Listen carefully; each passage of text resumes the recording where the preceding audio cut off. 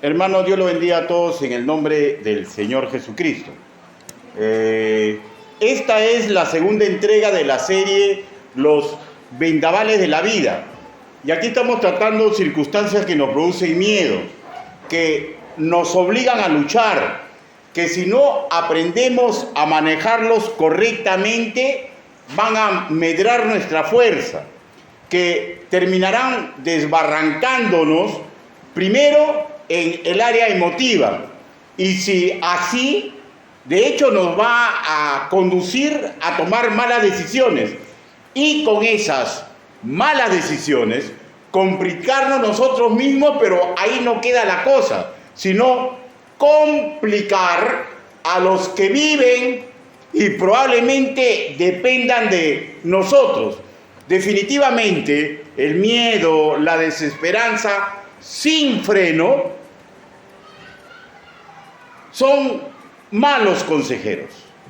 Los vendavales, tormentas, crisis, dele usted el nombre que le dé, marcarán el inicio de nuevos escenarios de vida, para bien o para mal. Y por ello es urgente ganar sabiduría escritural. Las tormentas, hermanos míos, son acontecimientos cotidianos de la vida. La Biblia en el libro de Job nos dice claramente: pero como las chispas se levantan para volar por el aire, así el hombre, ser humano, nace para la aflicción. Job capítulo 5, versículo 7. Esto, hermanos, en sí es una ley de vida. Y problemas van a venir porque van a venir. No podemos evitarlos. Y con los problemas que vienen, su respectiva cuota de aflicción. Lo interesante que deberíamos aprender a evaluar cuánto de esa aflicción, de esa preocupación, sí podemos evitar. Y lo que también debemos aprender a evaluar, cuál es la acción que más nos conviene cuando ocurran. Hoy nos vamos a centrar primordialmente en la siguiente pregunta: ¿qué alimenta las tormentas en que nos vemos inmersos? ¿Qué alimenta la tormenta en el cual nos vemos inmersos? Existió un general chino, Sun Tzu, que él vivió en el siglo VI, y él realizó un tratado muy interesante. Se llama El arte de la guerra. Y él escribió así: conoce a tu enemigo y conócete tú mismo, y saldrás triunfador en 1000 batallas. Ahora, mediante la Biblia sabemos claramente quién es nuestro verdadero enemigo y sabemos de sus artimañas. Hoy deseo recordar juntos las artimañas de este ser, y recordemos que él alimenta nuestras tormentas. ¿Por qué? Porque él intenta doblegarnos. Y recordemos también un poco de nosotros mismos, de nuestro defectuoso y engañoso corazón. Y a estas alturas de nuestra relación discipular, creo que todos ustedes ya manejan a la perfección que el corazón humano es ese lugar íntimo donde guardamos nuestros pensamientos, sentimientos y proyectos de vida, que el único que lo conoce a perfección es el Creador. Por tanto, es el único ser que está al 100% con posibilidad de ayudarnos. Ahora, usted dirá: ¿por qué solamente digo posibilidad de ayudarnos? ¿Y saben por qué? Porque siempre Él va a permitir que prime nuestra decisión. Él va a permitir que prime nuestra decisión. Y eso es lo que tenemos que aprender. ¿Cuál es la decisión más correcta en cada tormento de vida que venga a mi travesía por este mundo? Sin más, hermanos, en esta etapa introductoria, entremos ahora a ver Los dos niveles que sirven de alimento a las tormentas que vienen a nuestra vida. La primera, las circunstancias que nos rodean alimentan las tormentas que sufrimos. Las circunstancias que nos rodean alimentan las tormentas que tenemos. Marcos capítulo 6, versículo 48. Marcos capítulo 6, versículo 48.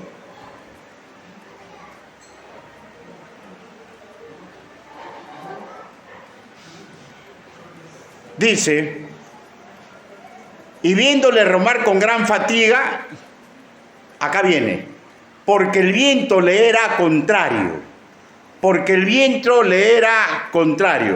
cerca de la cuarta vigilia de la noche vino a ellos. Ya, permítame orar. Bendito Padre Celestial, mis hermanos aquí reunidos comprenden a cabalidad que no existe hombre digno de predicar ni enseñar su evangelio. Señor, pero hoy usted me está dando la oportunidad.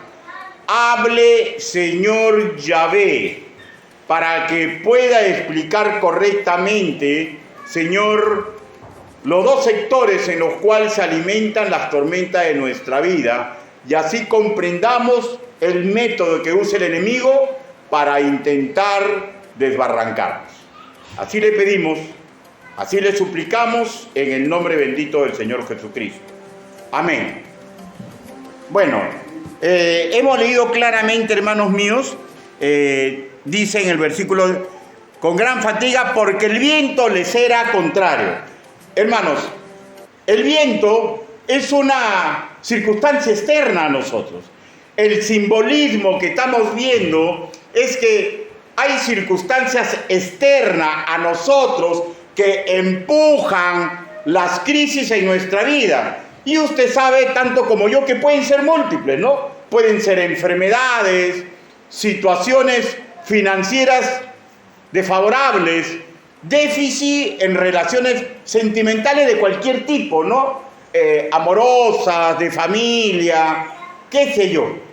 Conflictos con otros seres humanos, y podré decir 1000 de variantes, pero la verdad es de que cada uno tiene su propia historia y solemos considerar que la tormenta de mi vida es más difícil de superar que la que otros pasan, ¿no? Y yo no lo creo así, sino que, repito, cada uno de nosotros tiene su propia historia. Pero las tormentas en la vida de un creyente, escúcheme y no se me enoje, Dios las permite y por tanto no siempre son consecuencia de nuestro pecado. Lo que sí es correcto decir que son consecuencia del pecado original. O sea, mejor dicho, es simplemente los que nos toca vivir. ¿Y saben por qué?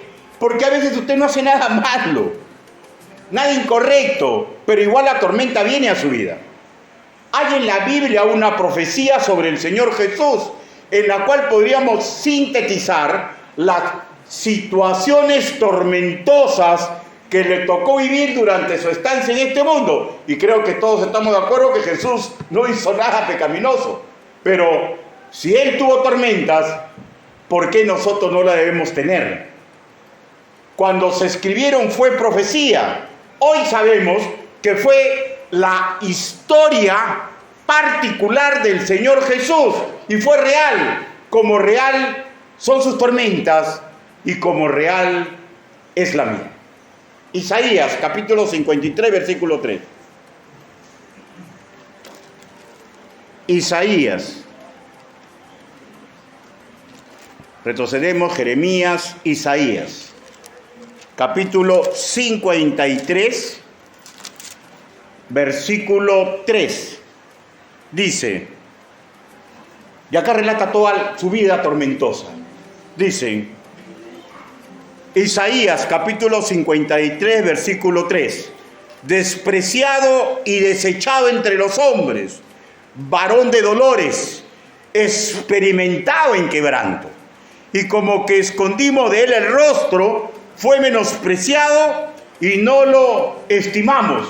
Si usted puede darse cuenta, está hablando de tremenda tormenta, sentimentales, de circunstancias, un sinnúmero de dolores.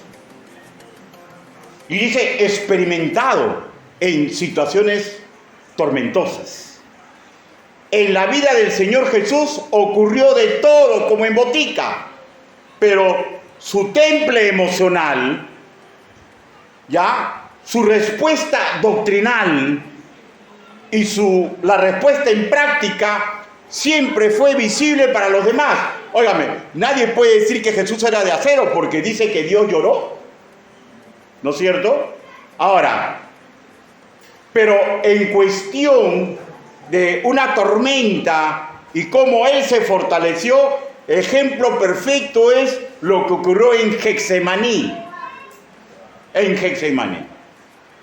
Y voy a avanzar a hablar del apóstol Pablo, cuando confirmaba en la fe a los creyentes, él enfatizaba recordar lo que otros hicieron en situaciones delicadas.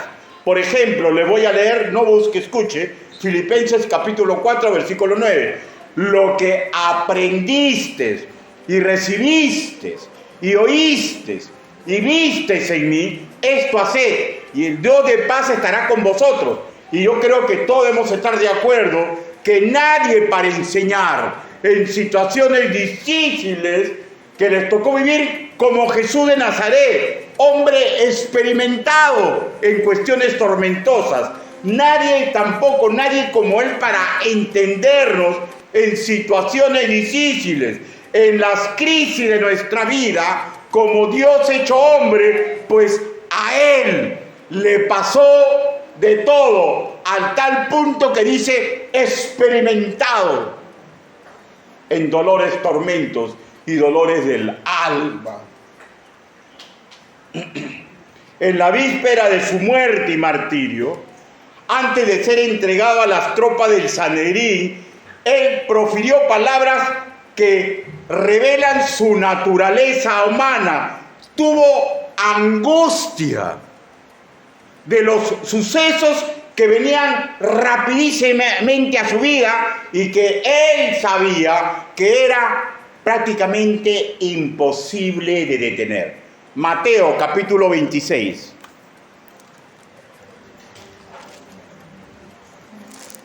Mateo capítulo 26, versículo 37.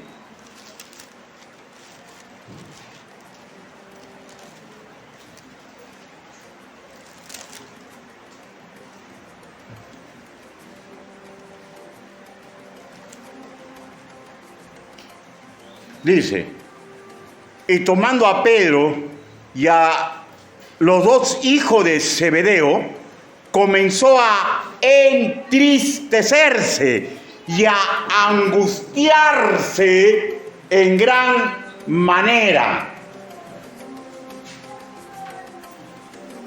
Lo que leemos que le está ocurriendo, entristecerse y angustiarse en gran manera, ambos términos y esta idea, ya, tanto en el griego koiné como en el castellano, significa lo mismo, una fuerte perturbación emotiva. Jesús de Nazaret, Emmanuel, Dios con nosotros, no fue de acero. Él tuvo y tiene sentimientos como todos nosotros. Y escúcheme, no es una debilidad angustiarse, tener temor. No es una debilidad, es simplemente la manifestación de un alma. Jesús estaba por absorber en su ser la copa de ira por todos los pecados de la humanidad de todos los tiempos. Era su destino, al cual él marchó, pero buscó fortalecerse en Getsemaní. Y sabía Jesús de Nazaret que estaba el inicio de la peor tormenta en su vida. Y de la misma manera cada uno de nosotros en su propia historia. Lo mejor que podríamos hacer es aprender a hacer como Jesús de Nazaret hizo en su propia tribulación, pues en algún momento van a venir a su propia vida, a su propia historia, tormentas, crisis, que lo van a entristecer, lo van a angustiar. El miedo, la angustia, escúcheme, porque a veces veo cómo zarandean a mis hermanos en Cristo porque tienen miedo y tienen angustia. Bueno, de hecho en otros sitios, ¿no? El miedo y la angustia en sí mismos no son pecado, son simplemente el mecanismo de conservación humana que se manifiestan ante circunstancias que comprendemos que no podemos manejar y que nos avisan de sufrimientos de algún tipo. Con respecto de Jesús de Nazaret, muchos teólogos afirman que esta angustia para nada fue por el martirio físico que sufriría. Algunos teólogos dicen eso, la mayoría. Supongo, solamente supongo, ¿no?, que esa angustia tuvo algo que ver con el dolor que él sabía sentiría su madre y su discípulo. Pero vuelvo a repetir, supongo nomás, ¿no? Hago una apreciación lógica, porque una persona que ama sufre cuando sabe que el ser amado va a tener sufrimiento, ¿no es cierto? Y madre es madre. Pero lo que creo que todos los estudiantes de las Escrituras, como es mi caso, debemos estar de acuerdo que hay dos circunstancias que deben ser sumamente claras. Una crisis con dos características muy problemáticas que nunca había ocurrido desde la eternidad para atrás y nunca ocurriría y ni va a volver a ocurrir. ¿Cuáles son esas circunstancias? Explico. Por un tiempo indeterminado, Jesús absorbería todo el pecado del mundo y él mismo se haría pecado, amando su santidad como ama Dios la suya. Digo, ¿cómo no estar triste y acongojado cuando voy a servir el pecado del mundo? Segundo, a mérito de esta situación, forzosamente rompería la relación directa con las otras dos personas de la Trinidad, porque sabemos que Dios es 3 veces santo y no se puede mezclar con el pecado. Así que si el Hijo fue designado y él aceptó ser el propiciatorio por el pecado del mundo, él tenía que absorber el pecado, no el Padre, no el Espíritu Santo. Y esto determinaba, como Dios no se puede mezclar con el pecado, por un tiempo indeterminado, separaron. Pregunto, ¿cómo no estar triste y angustiado? ¿Alguna vez ha amado a una persona de tal forma que parece que la vida se le va si no la tiene a su lado? Sí. ¿Y saben qué? Podemos hablar de diferentes tipos de amor. El amor a la esposa, al esposo, el amor a los hijos, el amor al padre. Y llega un momento en que esa relación tan magnífica tiene que cesar. Y llega el momento en que su naturaleza se angustia y por algún momento desespera. Ahora, ¿se imagina la situación de Jesús de Nazaret? Y la Biblia dice, ¿no? Dice que caían gotas como de sangre. Su natural relación emotiva, su angustia, que comenzaba a ganar espacio en su ser, no lo dominó. Y esto es lo que tenemos que aprender. Tuvo en medio de esa angustia claridad de conceptos. ¿Por qué? Porque sabemos que le pidió ayuda al Padre Celestial. Al Padre Celestial solamente no. Se acercó a los discípulos, a sus discípulos, y le dijo que lo ayuden ahora. Y supo hacer lo correcto, porque se sometió y dijo, si podía que pase esa copa, pero que no haga su voluntad, sino la suya. Y por ello nos enseñó la ruta cuando las propias crisis surjan en nuestra vida. Escúcheme. no se aísle. No se aísle. Y no crea que es suficiente pedirle a Dios, porque Dios hecho hombre le pidió ayuda en oración a sus discípulos. No nos aislemos. Isaías capítulo 26.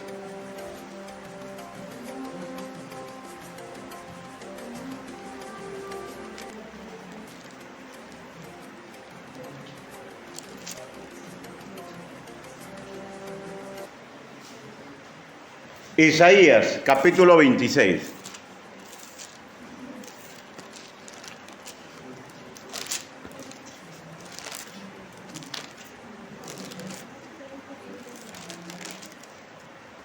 Versículo al 3 al 4, dice: confía en Jehová perpetuamente, porque en Jehová el Señor está la fortaleza de los siglos, porque derribó a los que moraban en lugar sublime, humilló a la ciudad exaltada, la humilló hasta la tierra, la derribó hasta el polvo. Él tiene el poder. Versículo 3, tú guardarás en completa paz a aquel cuyo pensamiento en ti persevera, porque en ti ha confiado. ¿Usted quiere que Él guarde su paz? Pues tenemos que perseverar en los métodos que nos enseñan el Señor cuando vengan estas tormentas que arrecian a nuestro alrededor. Porque usted y mi persona podemos dominar las circunstancias. Las circunstancias vienen porque vienen y cabalgan fuerte como bárbaros Atilas para dominar el corazón del creyente. Jesús, con su testimonio en Getsemaní, nos enseñó el método de combatir las tormentas y sabemos cómo sufrió dolor, cómo sufrió tormento, con paz en su corazón. Y así llegó a la final jornada en la cruz del Calvario. Ojo, la tormenta siguió, pero Él tuvo paz en medio de tremendo dolor que Él estaba sintiendo. Y es difícil, hermano. Es la situación más difícil que puede haber afrontado un ser vivo. Esas dos circunstancias difíciles, terribles, pero sabemos que tuvo paz en su corazón. ¿Cómo sabemos que estuvo paz? Porque no invocó a los ángeles, no se violentó, y hasta estando en la cruz estuvo pensando en su madre. Madre, he ahí a tu hijo. Hijo, he ahí a tu madre. Una persona que en medio de los tremendos tormentas de su vida está pensando en el bienestar de los demás, es una persona que tiene paz en el corazón. Lo que nos lleva a la segunda forma de alimentar la tormenta. Hemos hablado de las circunstancias externas. Ahora vamos a ver que las tormentas son avivadas, son empujadas por nuestro propio corazón. Marcos capítulo 6, versículo 49. El Evangelio según nuestro hermano Marcos, capítulo 6, versículo 49.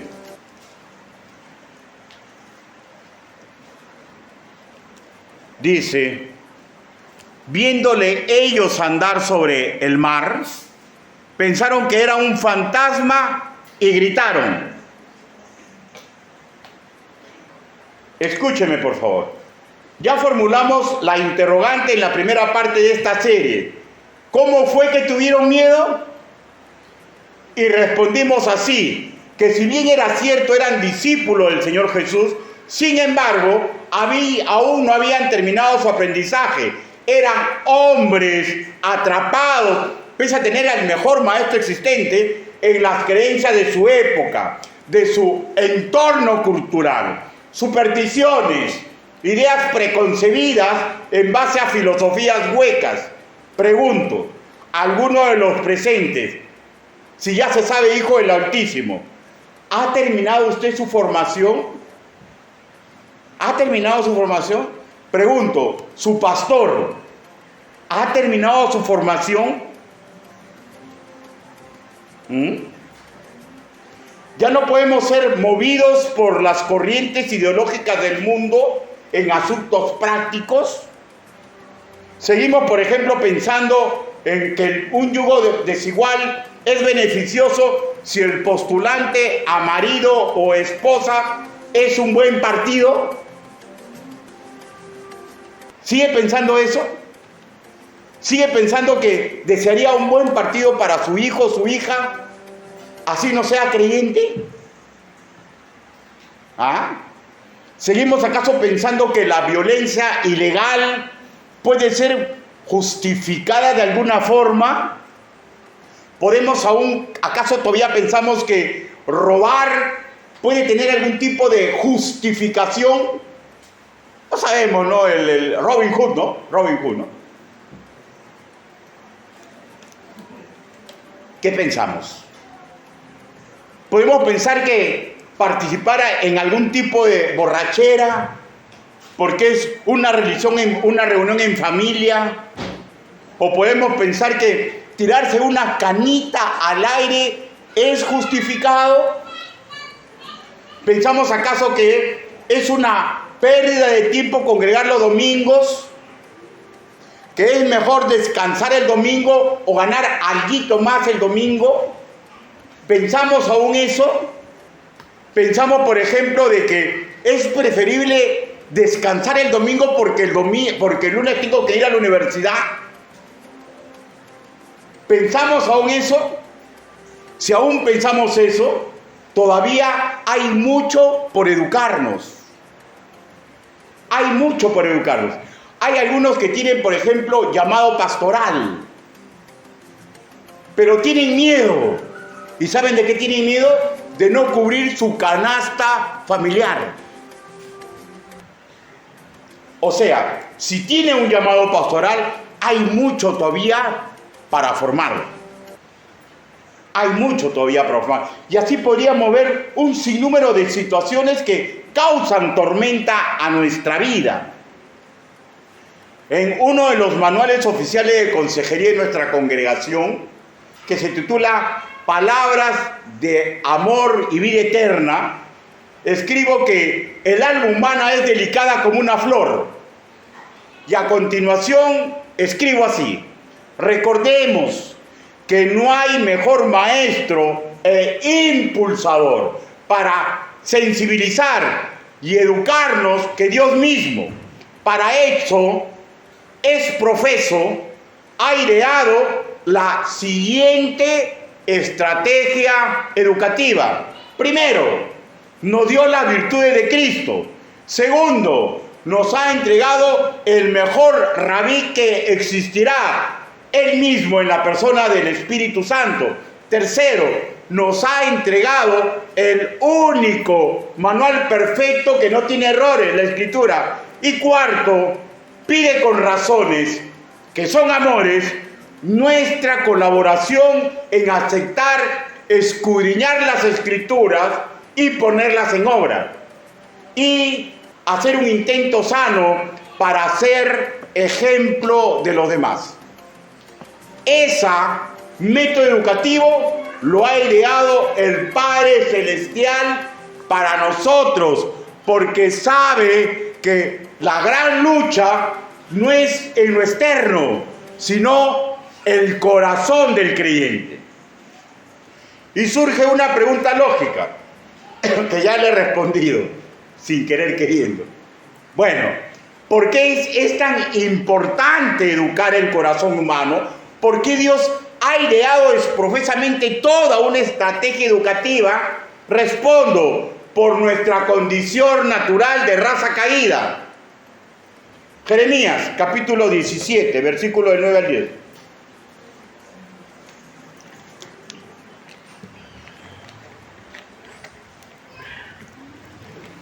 Jeremías.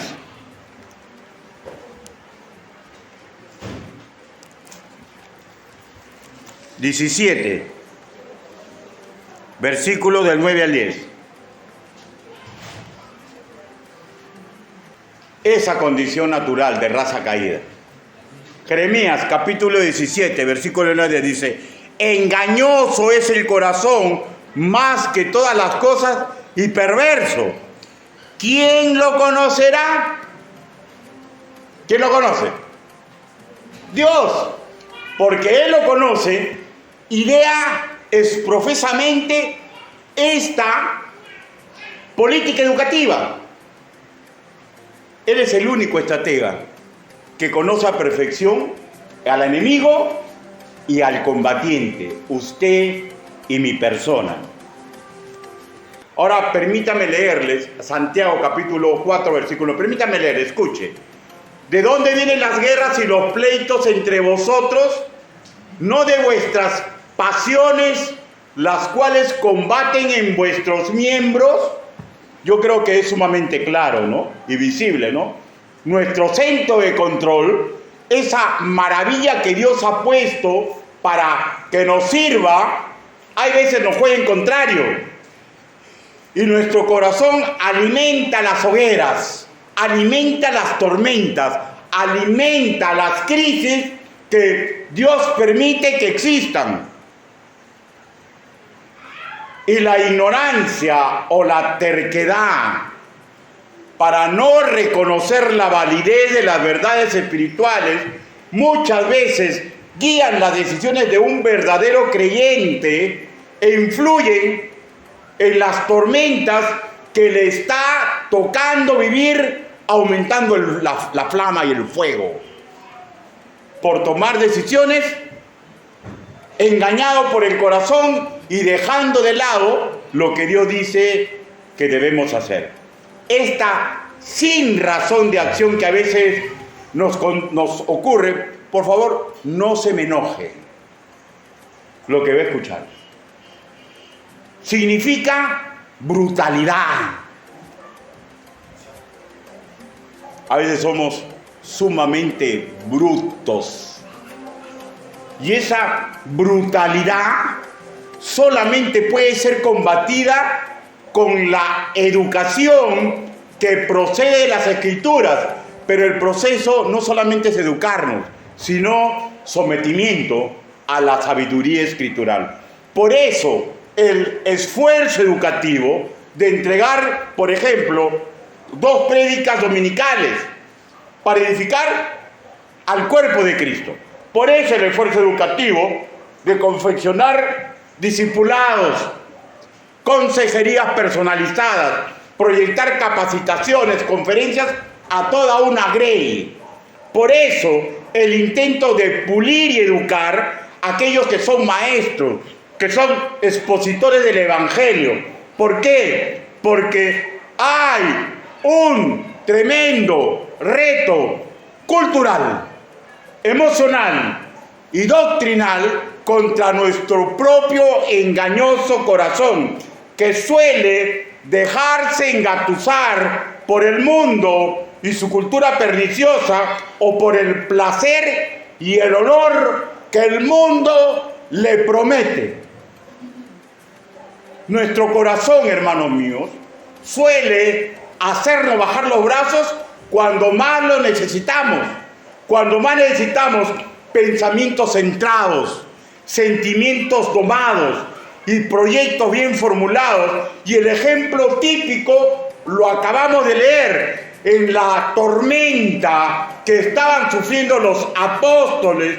Los discípulos vieron a Jesús de Nazaret, el único que podía solucionar el temporal y darle paz, esperanza y ayuda efectiva, pero por lo contrario se asustaron de tal manera que dejaron de luchar y se abandonaron completamente neutralizados, no por las circunstancias externas, porque como una vez dije, somos duros de matar, luchamos y luchamos y luchamos, pero el que dicta para es el engañoso corazón. Y cuando es el momento, en plena tormenta, de cantar salmos, de decir aleluya, Cristo viene, es el momento de tener sonrisas sosegadas al ver que venía mi esperanza, tuvieron miedo. Y el miedo nace del engañoso corazón. Se paralizaron. ¿Por qué? Por la ignorancia grotesca, atrevida, sumamente peligrosa, en el caso particular de ellos, pensar que existen los fantasmas. Y decir que Jesús de Nazaret era un fantasma. Porque la ignorancia es grotesca, atrevida y sumamente peligrosa. Ojo, también la terquedad. También la terquedad. Y debemos comprender que Dios hace lo mejor para cada congregación. Ya depende de los miembros de ese cuerpo santo aceptar la bendición educativa para que aprendan a domar al engañoso corazón. Ya los adelantados de las iglesias ya no solemos hacer milagros. Ya no solemos hacer milagros. ¿Y qué es lo mejor que podemos dar? Vamos a ver lo que hacían los apóstoles, ¿no? Hechos, capítulo 3, versículos del 6 al 9. El libro histórico de Hechos, capítulo 3, versículos del 6 al 8.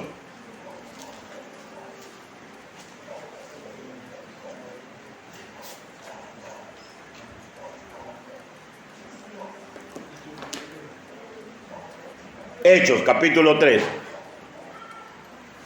versículo del 6 al 8 dijo: Mas Pedro dijo: no tengo plata ni oro, pero lo que tengo te doy. En el nombre del Señor Jesucristo, levántate y anda. Ellos podían hacer milagros. Nosotros, si Dios lo permite, podría existir. Podría existir, si Él lo permite. ¿No? Porque yo nunca voy a negar que Dios puede hacer todo lo que sea noble y correcto. Pero normalmente un predicador, un maestro, lo mejor que tiene para entregar es la correcta interpretación y enseñanza de la palabra del Señor.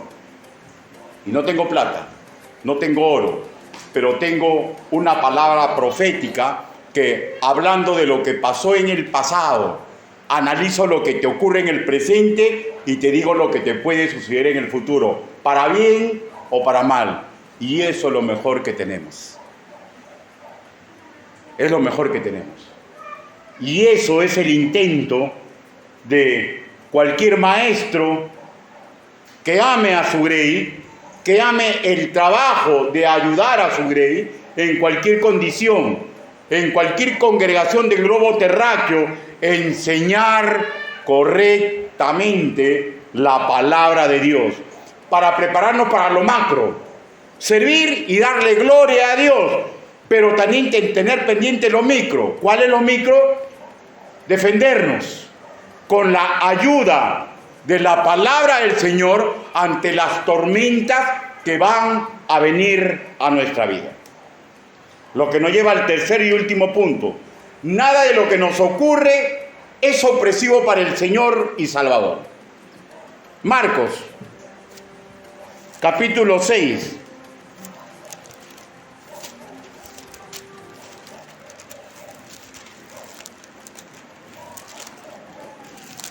Versículo 48.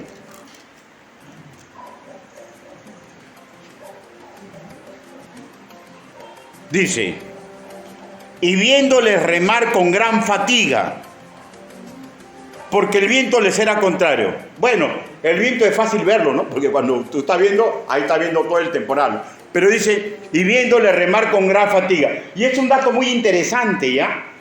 Porque ellos, por orden de Jesús, se habían embarcado con dirección a Betsabia. Y se embarcan cuando están anocheciendo, ¿no? Entonces estamos hablando de la primera vigilia de la noche, de 6 a 9, ¿no? Cuando ya un poquito los gatos son pardos, ¿no? Ya saben lo que significa eso, difícil ver, ¿no es cierto?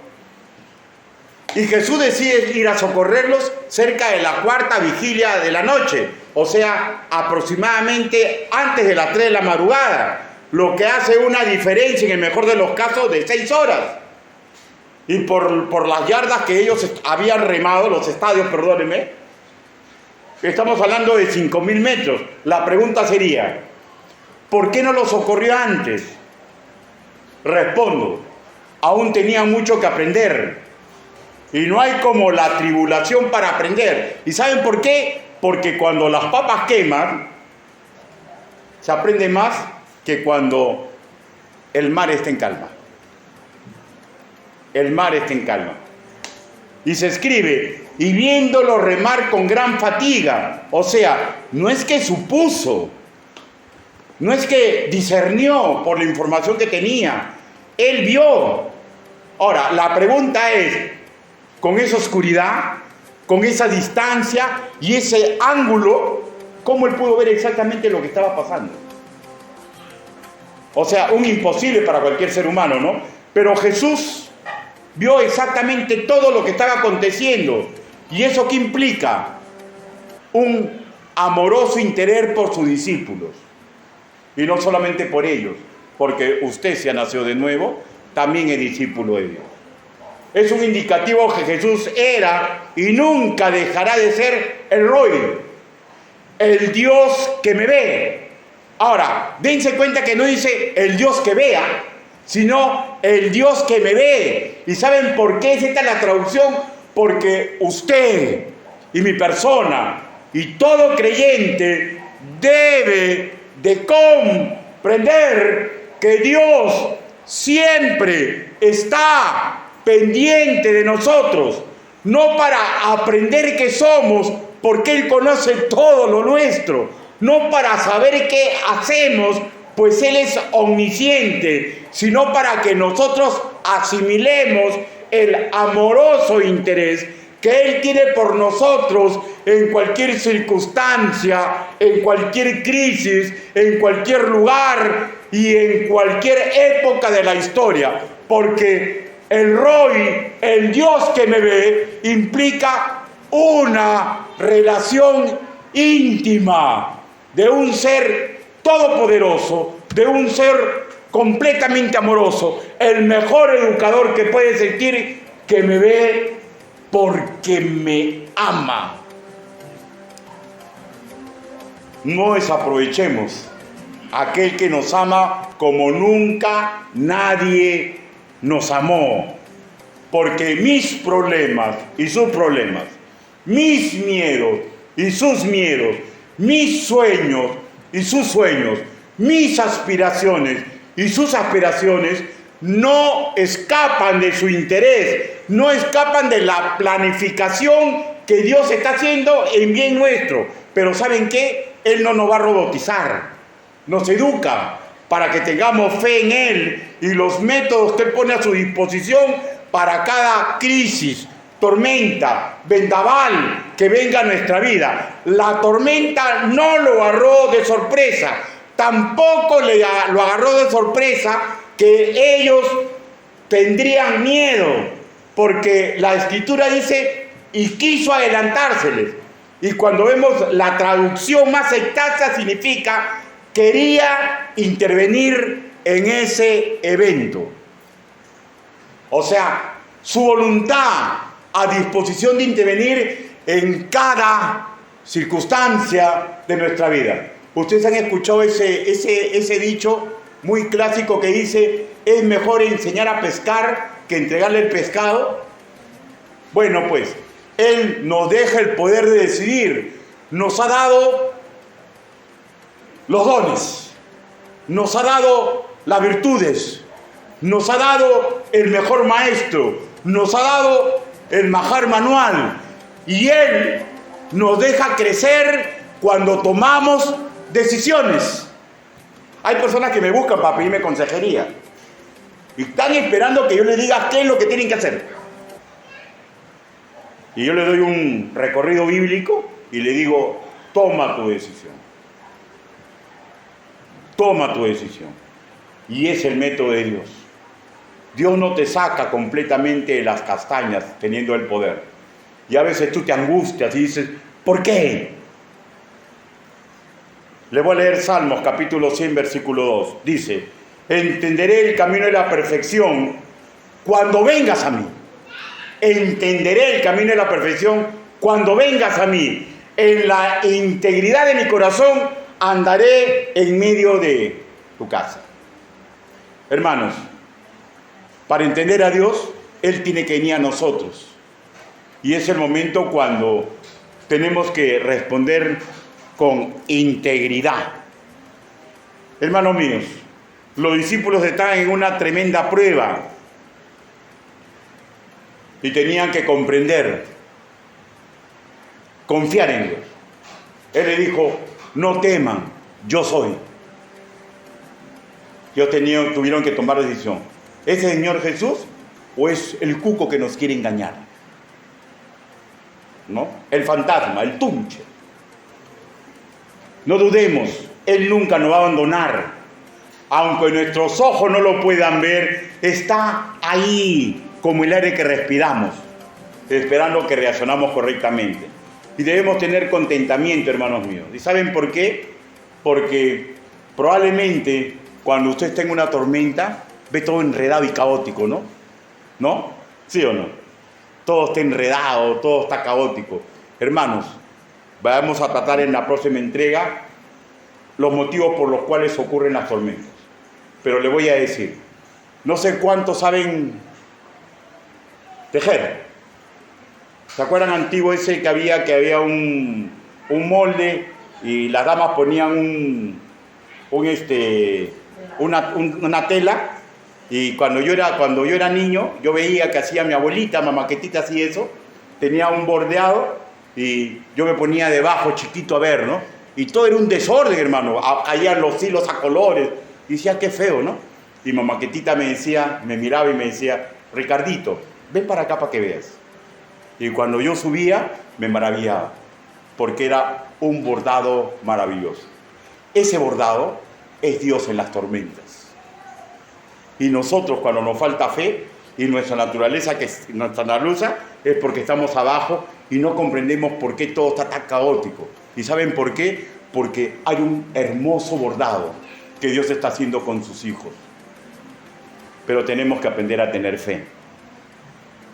Pastor, ¿y si en una cosa caótica pierdo la vida? Porque para mí el vivir es Cristo y el morir es ganancia. Hermanos, hay muchos creyentes que han muerto en misiones por el Evangelio. Hay testimonio de misioneros que han venido de los Estados Unidos, se han hospedado en una casa aparentemente segura y los han matado los ladrones.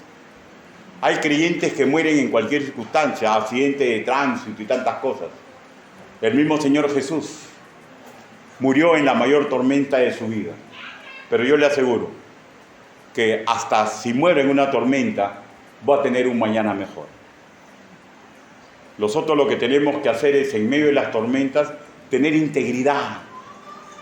Y si vemos que nuestras fuerzas se disipan, recordar lo que se nos ha enseñado y decirle, Señor, tú me diste, tú me quitaste, que la gloria sea para ti.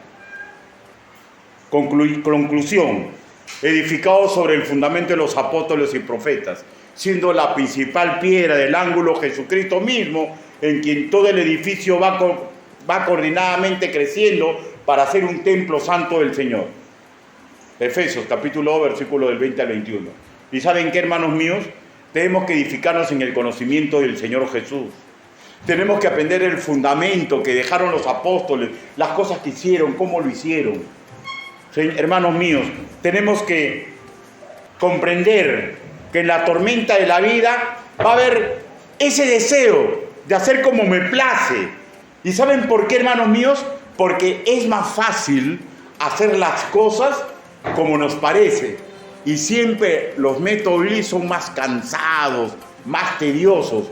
Pero yo le aseguro, con el poder y la autoridad de la palabra del Señor, la única forma de vencer es aceptar que Dios es el que guía nuestra vida y no nosotros mismos. El miedo, la desesperanza, siempre va a estar tocando a nuestra puerta, pero el Señor Jesús también. Él se va a acercar en medio de la tormenta, como un suave esperanza, pero que va a costar tomarlo. Y nos va a decir, no tengas miedo, Ricardo. ¿Sabes cómo puedes salir de esa tormenta? Tú sabes lo que tienes que hacer.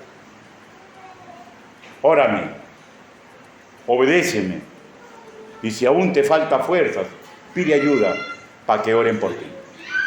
Hermanos míos, yo creo firmemente que es preferible morir en un circo romano que claudicar de la fe de Cristo. Tengamos ánimo, porque la tormenta, por poderosa que sea, va a llegar a amainar y vamos a ver un mañana mejor. Pastor, ¿y cómo le sucedió eso a los que murieron en el circo romano? Porque un segundo después de morir, sintieron lo que dice la palabra del Señor, ¿no? Ven, hijo mío, conmigo, fiel siervo y esforzado. Fuiste, ¿no? En lo poco tú me amaste, en lo mucho yo te pondré. Y no creo que haya cosa más linda que estar al lado de mi Señor. No claudiquemos en las tormentas. Puede hacer que sea la tormenta el final de nuestra vida, como puede que no, que la tormenta amaine y veamos el horizonte al día siguiente. Pero de una u otra forma, hermanos míos, tenemos que intentar conducirnos dignamente. El miedo, la desesperanza son malos consejeros. Aceptar la paz del Señor está emparentado con tener fe en Dios. Por favor, incline su rostro y acompáñeme en una oración. Bendito Padre Celestial, gracias le damos, mi Dios Santo y Todopoderoso, porque sabemos que en medio de las tormentas tú eres el Roy, Señor, el Dios que está pendiente de nosotros. Señor, a veces nuestra vida se mueve tanto, Señor, que tenemos miedo, nos angustiamos, Señor, y parece que nos va a devorar. Señor, nosotros no sabemos lo que va a pasar en medio de una tormenta. No sabemos cómo va a terminar una tormenta porque el futuro es suyo, Señor. Pero lo que sí sabemos mediante su palabra, que usted está pendiente de nosotros. Ayúdenos, papito lindo, en medio de nuestras tormentas. Ayúdenos, Señor, para que podamos reaccionar correctamente como el Señor Jesús en Getsemaní, que le pidió a usted fortaleza, que obedeció su destino y que le pidió ayuda a sus discípulos para que oren por él. Señor, y sabemos claramente que fue a la cruz, que murió y sufrió, pero su paz se conservó, no porque era hijo suyo, sino porque nos demostró a nosotros los métodos que tenemos que seguir. Señor, Jesús fue 100% divino y 100% hombre y tuvo angustia, Señor, pero no dejó que la angustia, Señor, mueva los métodos que Él mismo, Señor, enseñaba y que practicó. Ayúdenos, Señor, para cuando llegue el momento, nosotros podamos hacer así, Señor, y la tormenta de nuestra vida no haga, Señor, que nos vayamos, Señor, a rumbos más peligrosos. Así le pedimos, así le suplicamos, en el nombre bendito del Señor Jesucristo. Amén.